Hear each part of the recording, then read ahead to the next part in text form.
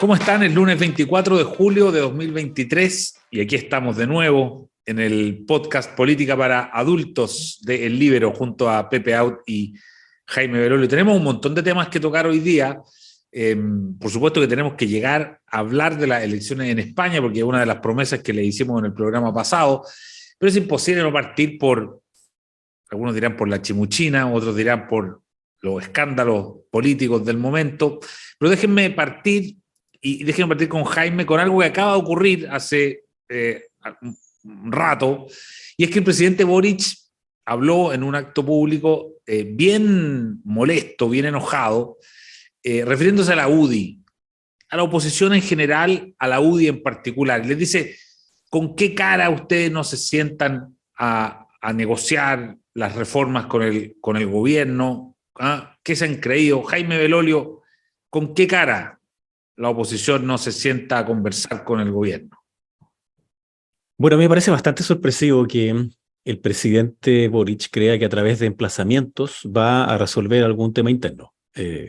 La semana pasada comentábamos el emplazamiento que hacía él con respecto a la carta transversal y lo que genera es exactamente lo contrario. Y aquí hace un emplazamiento a la oposición sin siquiera verse lo que ocurre en el gobierno hoy ni lo que hicieron ellos en el pasado. O sea, cuando dice qué se han creído, con qué cara, perdón, todo el gobierno, quienes estuvo en el Parlamento, votaron en contra de absolutamente todas las leyes que tenían que ver con seguridad, que tenían que ver con pensiones, que tenían que ver con cualquier cosa que significara un avance sostenido más allá de sus propios intereses políticos. Entonces, por lo menos que podría partir diciendo, los emplazo a no hacer lo que hicimos nosotros, pero parece esa no ser la mirada. Segunda cosa, quien partió, y esto puede parecer así como cabro chico, pero en el fondo el que inició la hoguera completa y total de teorías conspirativas tiene un solo nombre, y es George Jackson. Ocurrido el robo, y después nos enteramos de que él supo a las 6 de la mañana, viaja de igual forma, y entonces después va y da una conferencia de prensa donde él dice que este es un robo que no es normal y que es una señal política. Y a continuación la vocera de gobierno ratifica esa dirección comunicacional para decir que aquí hay una persecución política contra el ministro Jackson. 1 más 1 igual, esto lo hizo la oposición. Ellos robaron los computadores, ellos robaron la caja fuerte para tratar de fregarse al ministro Jackson. Después de eso, ¿qué pretendían cómo reaccionara la oposición? No, ministro Jackson, mire, la verdad es que nosotros no nos hicimos pasar por usted. Y nosotros sí, la verdad es que esta tesis inverosímil de que entraron unos tipos con ayuda de los guardias a un edificio, que quienes hayan entrado y nos estén escuchando, al menos tienen que saber que tenéis que tener la tarjeta para poder abrir las puertas, por lo menos 3. En la entrada donde están los torniquetes, en el piso, en la mampara principal y después para pasar a los gabinetes en la mampara secundaria. Y resulta que justo sacaron 23 computadores del programa Calle, que es uno de los que está cuestionado. Y justo sacaron la caja fuerte donde se guardan las garantías de las fundaciones de esos programas. Y creen que nosotros tenemos que quedarnos callados. Entonces yo les he preguntado a varios de ellos, cuando empiezan con esto, pero ¿cómo es posible estos emplazamientos? Y digo, mira, sitúate mentalmente en la siguiente cosa. Acusación constitucional contra el presidente Piñera, caso Dominga, falso completo, pero ahí. Y resulta que se roban 23 computadores del Ministerio de Medio Ambiente y la caja fuerte. Ahora, les digo, después de que te situaste mentalmente en eso, hablemos sobre tu caso. Porque la verdad es que cuando uno empieza la comparación en lo que ocurría antes versus lo que ocurre ahora, a algunos se les olvidó completamente. Entonces yo creo que es un error del presidente, primero el referirse particularmente a un partido, el emplazar nuevamente a la oposición y seguir subiendo el tono de la discusión todavía más. Yo creo que es un error el grado en el cual hemos llegado. Lo he manifestado acá, lo he manifestado en otra entrevista, no porque sea buenista ni ninguna otra cosa, porque yo creo que hacer lo mismo que nos tocó a nosotros, que me tocó sufrir a mí mismo, es un error político, porque lo que hace es que empieza a cundir más profundamente la idea de que se vayan todos, y entonces que llegue una lógica más populista, autoritaria, y yo no quiero eso para Chile. Eso no significa que no haya que ir a ver las responsabilidades específicas. Y por último, el senador Macaya, ya lo dijo el fin de semana y también lo he dicho ahora, este emplazamiento en el fondo así como, oye, ustedes quieren una cuestión pequeña, mezquina, política versus las pensiones. Pero sí es súper fácil esto, que el gobierno vaya y envíe al Congreso una reforma de pensiones que diga que el 6% va a las cuentas individuales, que el Estado no va a pegar un manotazo y que las personas pueden escoger quién va a ser el administrador y se aprueba pasado mañana. Pepe Out, ¿qué opinión tienes tú de todo el tema de los computadores y del tema de la caja fuerte, que parece ser más importante la caja fuerte que los computadores, y todo este lío? No sé, tú sabes que yo en general me distancio mucho de las teorías conspirativas y tengo confianza, como la gran mayoría de los chilenos, en las instituciones republicanas, una de las cuales es la PDI, ¿ah? Que es la más profesionalizada de las instituciones policiales que tiene Chile. Y yo Y la más valorada. espero con tranquilidad una respuesta detallada de quién protagonizó el robo, quién lo financió, porque evidentemente alguien lo financia, porque claramente el resultado del robo es muy inferior al costo de hacerlo, ¿ah? Y a la sanción posible, ¿ah? Pero yo, fíjate, detecto la amnesia del gobierno y también del presidente, ¿ah? Que deben estar absolutamente arrepentidos de haber votado en contra del acuerdo al que llegamos con el gobierno del presidente Piñera, la Democracia Cristiana y algunos independientes y radicales, entre los cuales me cuento, que establecía, fíjate, una reforma previsional que implicaba 6 puntos de cotización adicional, ni un peso más a la AFP, es decir, administrado íntegramente por una entidad pública autónomo tipo Banco Central, y que distribuía 3% a capitalización individual y 3% a solidaridad inter e intrageneracional. Hoy día lo firmarían, pero inmediatamente desde el gobierno, y bueno, votaron todos en contra. Y cuando digo todos, todos, es decir, no solo el Frente Amplio, sino también los socialistas y los PPD. ¿Ah? Y hoy día, obviamente, si piensa tú, pues el propio Jaime Belolio está ofreciendo una propuesta que está muy detrás del acuerdo al que llegamos, ¿ah? Que implicaba 3 puntos de solidaridad, que implicaba un organismo público, en fin, hoy día ni siquiera está en la conversación. ¿Y eso de qué te habla? De que tu pasado te condena, de que la legitimidad de tu reclamo es baja porque te comportaste de determinada manera. Ahora yo alerto a la derecha de hacer lo mismo, porque probablemente van a tener el mismo problema mañana si, como dicen las encuestas y como dice la constante de las últimas 4 elecciones presidenciales, les toca gobernar. ¿Ah? Entonces, yo considero un exceso lo que hizo la UDI. ¿Ah? Imputarle un delito a un ministro inmediatamente. Es cierto que está el antecedente previo, pero es mucho más indirecto. En ningún tribunal pasaría eso, dijo que esto era político, pero claro, no imputó a nadie.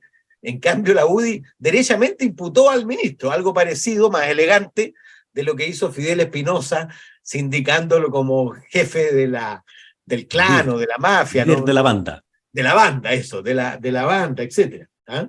Y luego suspendiendo el diálogo a la espera de la caída de un ministro.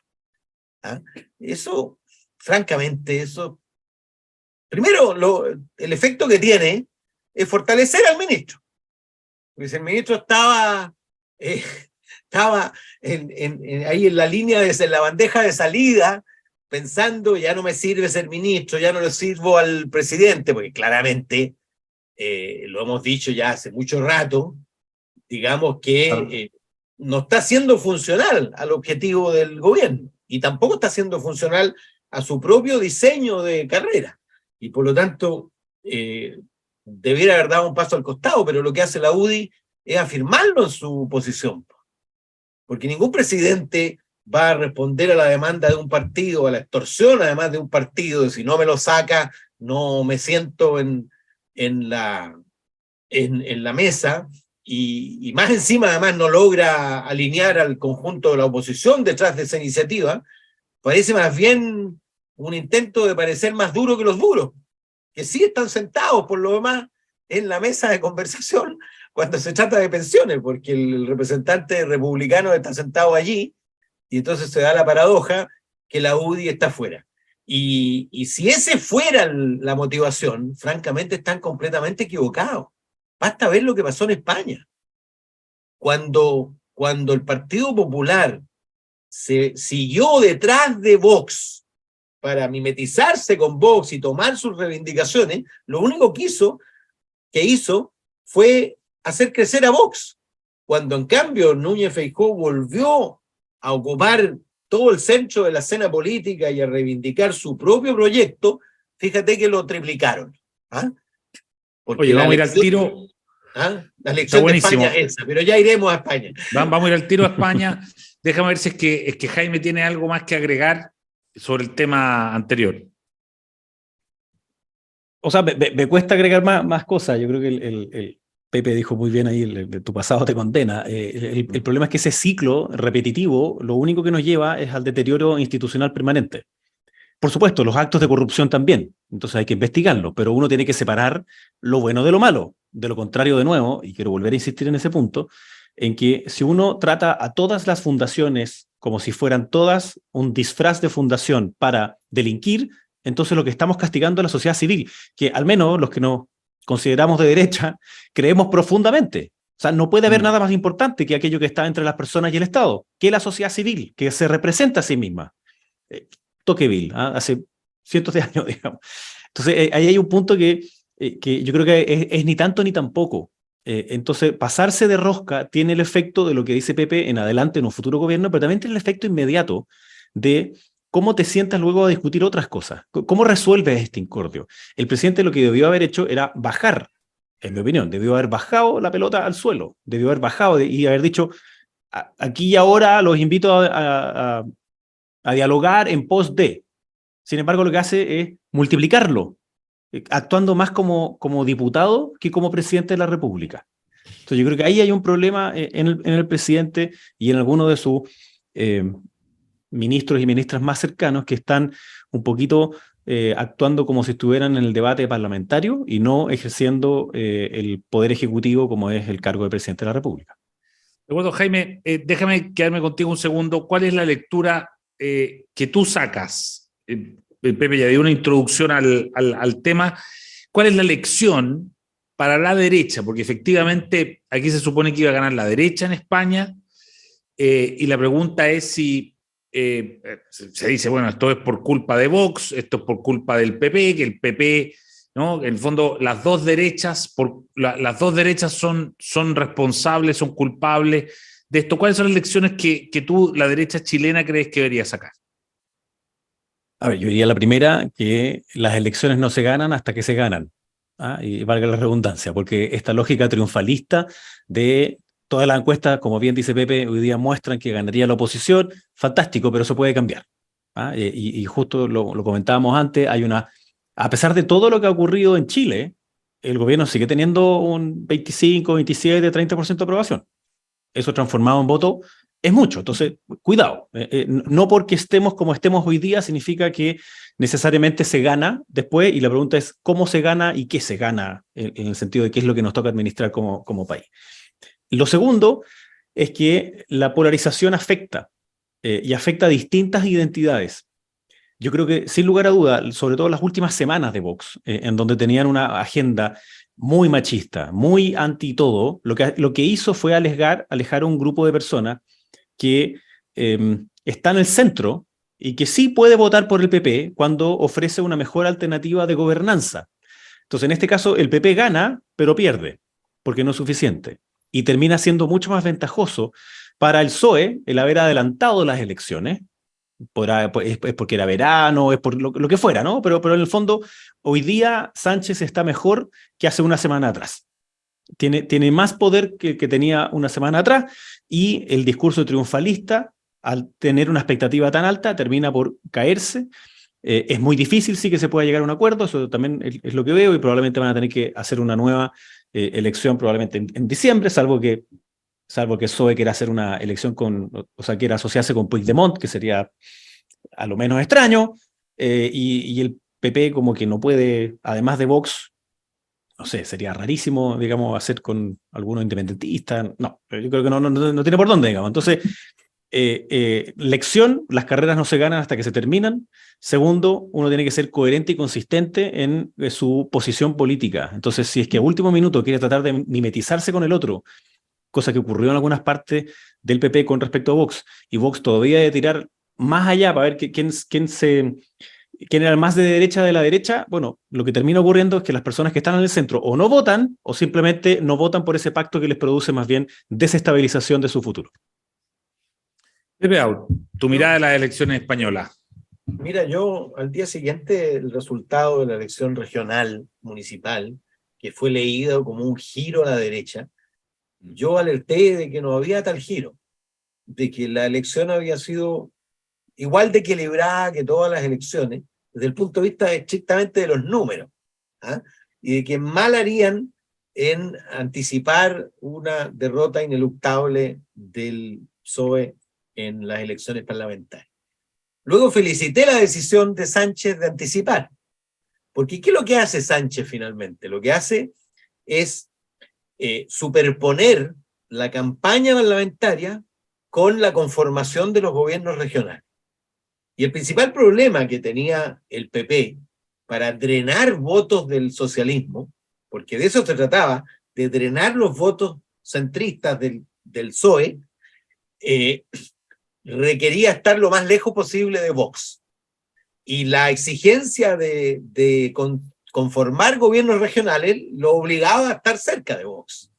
Y además Vox no colaboró mucho porque casi iniciados los gobiernos, desarrolló políticas que, francamente, desde el punto de vista simbólico, castigar libros, hacer cosas que generaron escándalo, digamos, ¿ah? y que en el fondo tapiaron el eventual drenaje de votos desde el socialismo al Partido Popular, que existe una franja de ida y vuelta, que es pequeña, pero es determinante, porque aquí las elecciones hace rato que se ganan por un porcentaje muy pequeño. ¿Ah? O sea, aquí faltaron 7 diputados de 350, o sea, claro, chiquitito el margen. Claro, y imagínate la distancia, al PP le fue extraordinario, pero la distancia con el socialismo es de 300.000 votos, no más.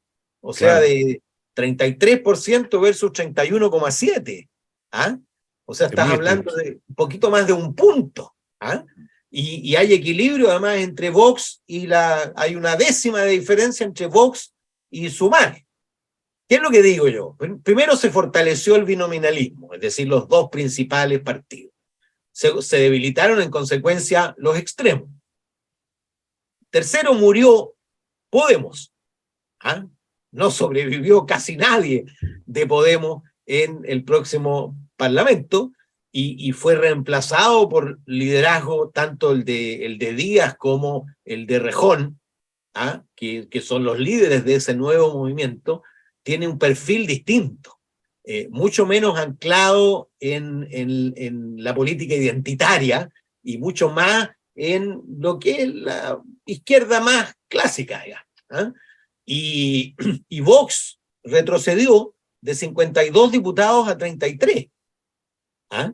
En este contexto, cuando todos hablaban del fenómeno emergente y creciente de la extrema derecha en España, ocurrió más bien una inflexión significativa a la baja. Yo creo, como Jaime, que lo más probable es que haya una siguiente elección. El rey está en un problema, ¿ah? Porque tiene que convocar, tradicionalmente se convoca el partido mayoritario, que es el PP, pero el que está en mejores condiciones, malas, pero mejores que las del PP, para hacer mayoría es Sánchez. ¿Ah? El problema es que tiene que hacer mayoría pagando un costo que a mi juicio es impagable. ¿Ah? Claro. Porque tú podés decretar amnistía, en fin, y todo, pero lo que le está exigiendo los catalanes, Junts per Catalunya, que son los que hicieron el plebiscito ilegal y que por eso están en el exilio, en fin, lo que le está exigiendo es legalizar un plebiscito. Claro. Un plebiscito para la separación, y no se trata ya de autonomía, sino más bien de independencia derechamente. Y ese es un costo que yo creo haría reventar la situación política y por lo tanto impagable. En consecuencia, yo creo que vamos a repetir el escenario, creo que fue 2015, la elección anterior a 2019, donde hubo que repetir 3 veces la elección parlamentaria para lograr conformar gobierno. Pepe, y la misma pregunta que le hice a Jaime, ¿cuáles son tus lecciones para Chile? Porque hace un rato entrevistamos a Alejandro San Francisco y él dijo, mira, aquí hay una diferencia porque en el fondo es verdad que hay 2 derechas y 2 izquierdas en los 2 países, pero ya en Chile los 2, por así decirlo, más radicales ya ganaron. O sea, el Frente Amplio ya se mostró más que la Concertación y Republicano en la última elección ya se mostró más que Chile Vamos. Por lo tanto, está como invertido el cuadro y eso cambia un poco la escena para hacer la analogía, digamos, de Chile con España. ¿Tú haces una analogía, Pepe, de Chile y España o no? Yo la hago, por supuesto que hay diferencias, pero así como el Frente Amplio irrumpió, la única diferencia es que el Frente Amplio se hizo mayoritario. ¿Ah? Pero esa diferencia se traduce en que la caída es desde un piso más alto, digamos. ¿Ah? Podemos cae del piso 5º, el Frente Amplio cae del piso 49, esa es la diferencia finalmente, pero cae. ¿Ah? Y nunca el PSOE retrocedió ni capituló como capituló el socialismo democrático chileno frente a la emergencia del Frente Amplio. Y eso también es una diferencia fundamental. Pero también es posible la recuperación, ¿ah? Porque además el Frente Amplio le ha dado respiración artificial al socialismo democrático porque lo necesita, ¿ah? Para sobrevivir. Entonces no es tan distinto. Y en la derecha, claro, la diferencia es que Vox amenazó al PP, al Partido Popular, en las parlamentarias pasadas. Piensa tú que superó el 15% y el PP cayó a 21%. ¿Ah? Es decir, pareció que la siguiente te paso. ¿Ah? Claro. Aquí, en cambio, derechamente a la primera, arrasó, ¿ah? Pero lo mismo, tú puedes, cuando te subes a un piso más alto, pues la caída tiene un daño mayor que cuando caes de un piso tercero. Cuando caes de un piso 49, el daño es irreparable. ¿Ah? Claro. Cuando caes del piso 5, puedes salir caminando. ¿Ah?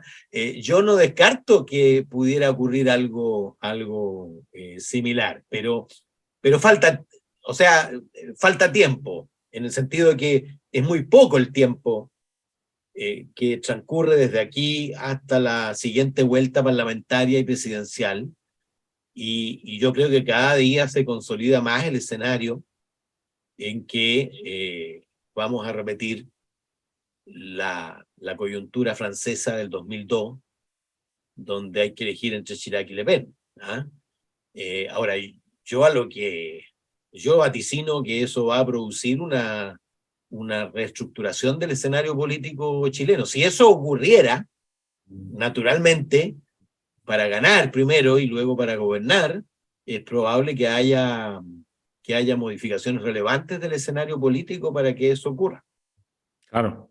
Jaime, una última reflexión sobre... Sí, déjame agregar una cosa que yo creo que también vale la pena de la política española, porque es verdad, como dice Alejandro, es distinto, y el sorpaso, es decir, aquellos que iban a pasar por la izquierda a la izquierda, es decir, que iban a ganarle al PSOE, que fue la amenaza de Podemos, no ocurrió. Acá sí, el Frente Amplio hoy día es quien gobierna, y el Partido Republicano le gana a Chile Vamos, digamos, en la última elección de convencionales. Uno puede discutir si son votos más bien prestados o no, dada la contingencia, pero en términos de voto, eso ocurrió.